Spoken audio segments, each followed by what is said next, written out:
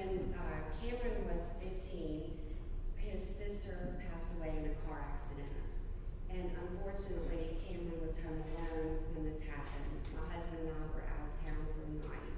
And I think that that's what started this whole spiraling down. Because 5 years later, I was having a funeral for my son. So, I have also lost my mom to suicide when I was 6, which was hidden from me for years because of the stigma. No one wanted to talk about suicide. It was brushed under the rug. I have vivid memories of my mom, if you can imagine, in a psychiatric ward where everything was white, and I would go visit her. That was visions when I was 6. So fast forward to when I was about 28, 29. I'd already had my kids, I was married, and it all kind of hit me at once. It's like, hey, why did she leave me like this? I've got kids, I've got a husband, I've got a family. Why did my mom do this to me?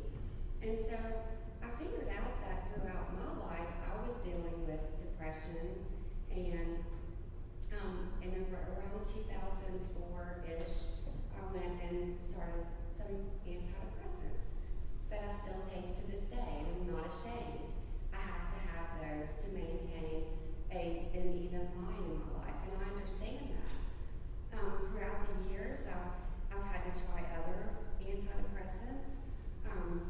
Usually they last for me about 10 years, but a lot of times it takes longer than that. Sometimes it's shorter than that, and sometimes you can't find the right one for a while. And, I'm not ashamed of that.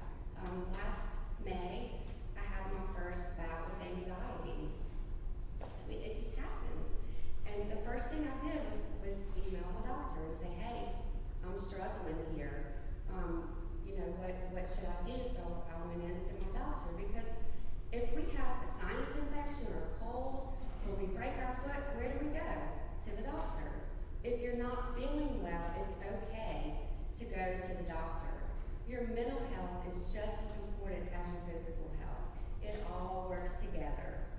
And if it hadn't been for me losing my son, Cameron, to suicide, I wouldn't have the nerve to stand up here and talk to anybody about what I've been through in my life. But if you're a Christian and you believe in God, which I do, He has given me the strength to come in here, to come to many venues and speak about this. So we need to break the stigma. It's okay to not be okay. And I wear Cameron with me every time I speak, because he is why I do this. And if we can save one life or reach one person with our message to break that stigma, then we are doing our jobs. So I just wanted to share that with you.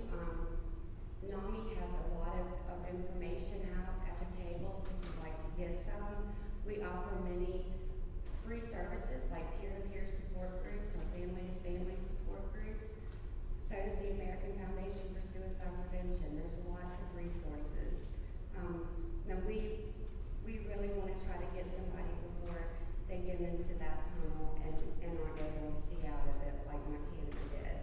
So I just want to thank you all for having me tonight, and hope that you'll keep going and keep moving forward and bring hope to your lives.